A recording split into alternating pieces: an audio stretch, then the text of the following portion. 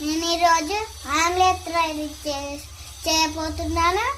ముందు మీరు చూడండి ఫ్రెండ్స్. కొంచెం కారం వేసుకోవాలి మనము.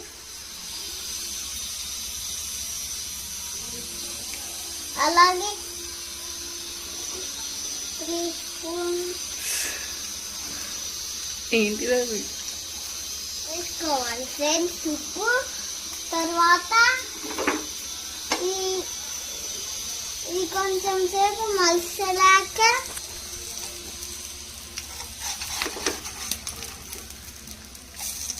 అప్పుడు ఫ్రై మలిపేసుకోవాలి ఫ్రెండ్స్. అమ్మ నేనే మలుపుతాను.